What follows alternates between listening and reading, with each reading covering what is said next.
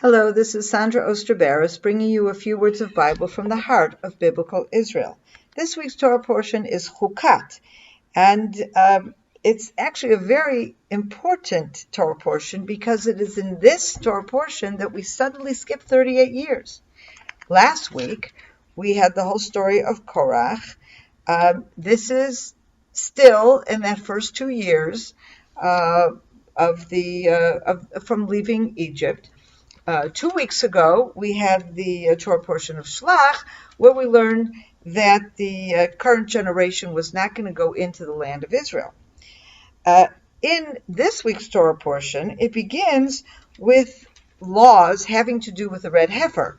The red heifer is needed to purify somebody who has had to deal with a dead person, a family member who dies. If you bury somebody, the only way to become pure again so that you can enter the temple is to use the ashes of the red heifer. So that is the subject matter at the beginning of this week's Torah portion of chapter 19. And then you get to chapter 20, where the first thing you learn in chapter 20 is that Miriam has died. Shortly after this, you learn that Aaron has died. And we have the final battles. We have a battle with the encounter with Edomites, the battle with the Amorites, all of that, which is very clearly in the final year before the nation of Israel enters the land of Israel. In that last year, Miriam dies, then Aaron dies, and finally at the very end of the book of the 5 books, Moses dies. So we have in the middle, from year 2 to year 40, we have close to 38 years that we know absolutely nothing about. The hint of what is going on during that time, and what is going on to that time? A whole generation is dying. And it's very interesting then that this beginning of chapter 19, which in a way signifies the transfer of the generations from the generation that left Egypt to the generation that will enter the land, what was going on during that time? People were dying. And the symbol of that are the laws of the red heifer, which deal with what do you do to purify yourself after dealing with a dead body. What was going on? People were dying. When we get to chapter 20, we're already the final year before the nation enters the land of Israel. So picture the situation. Moses is the same Moses. Aaron is the same Aaron. Miriam has already died. As a result of Miriam's death, or not necessarily as a result, as soon as she dies, there's suddenly no water.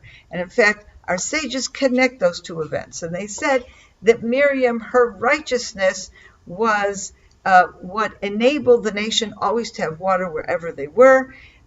It was in her merit.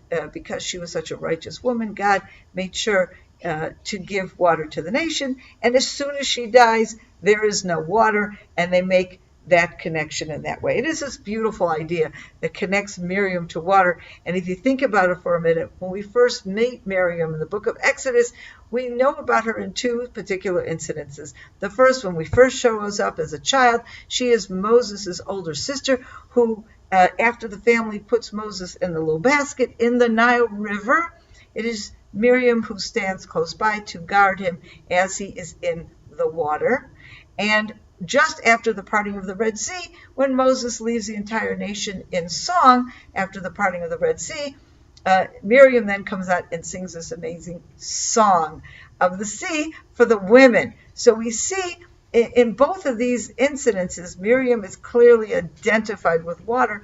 And so in this case, we have her as well, identified with water. It is her presence among the nation that brings them the water. And as soon as she dies, there is no water. So this, of course, is a crisis. And the nation comes to Moses and says, we're going to die of starvation. We're going to die of thirst. We need to have water. And they come and they're complaining and all this kind of stuff. And Moses comes, to God. And God tells him what to do. He says, take your stick, gather the nation, speak to the rock, and it will then produce water. Okay, it's an interesting thing, a rock producing water, clearly a miracle. Moses takes his staff, and he gathers the nation, and then before he does anything, he speaks very angrily to the people. He says, listen, you rebels, shall we get water for you out of this rock? And Moses raised his hand and struck the rock twice with his tool, with his rod. Out came copious water, and the community of their beasts drank. But as a result of this, God is very angry at Moses and Aaron, and he punishes them, saying that as a result of what you did here, you, Aaron and Moses, are not going to be able to go into the land of Israel. Until this point, they think they will be going in, okay? What did they do wrong? This, of course, is a classic question. And there are different interpretations. So one of the interpretations is, and it's a very common interpretation, God said to them, speak to the rock. And what we see here in verse 11 is that Moses struck the rock so that he didn't obey God. Okay, so the question is, okay, he didn't obey God.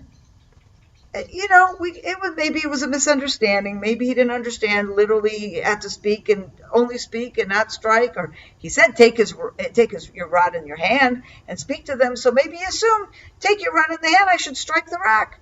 It could have been an innocent mistake. Why the severe punishment? Moses is so eager to enter the land of Israel. There's nothing he wants more than that. And yet God punishes him. So one of the ways of looking at this, though, if you see the striking of the rock in the context of what happens in the verse before, where he turns angrily to the nation, he says, listen, you rebels. What do you mean, listen, you rebels? Why is he so angry at them? Very often, your kids are making you crazy. And they ask you and they nag you for something and you deal with it. And then the next day they nag you for something else and you deal with it. And by the fifth day, they nag you for something. What they're actually nagging you for is not such a big deal, But because every single day they've been nagging you, you might lose your temper on the fifth day. Does it mean that they were the worst on the fifth day? No, but it's like you've had it. You can't deal with this anymore.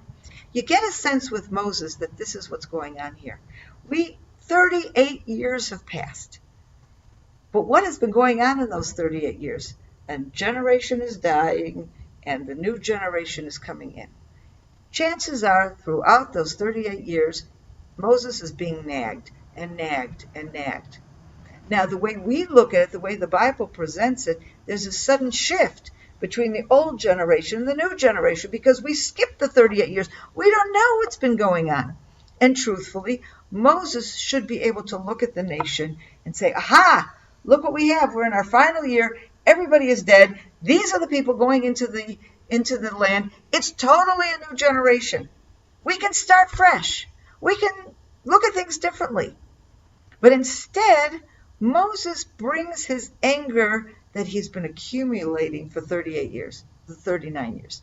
He's bringing his anger at the constant nagging. And it could be that this particular complaint, bring us water. The thirsty, they don't have water. Maybe it's not such a big deal.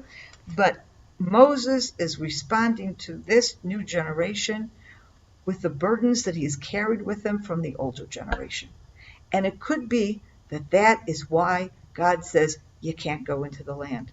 This new generation needs a leader that's going to treat them, that's going to relate to them, and give them a fresh start. They can't put on them the problems of this previous generation. They're new, they're fresh, they need to be given a new chance. And Moses is tired, and Moses is angry, and Moses is frustrated. And at that point, God realizes, you can't be the ones leading them.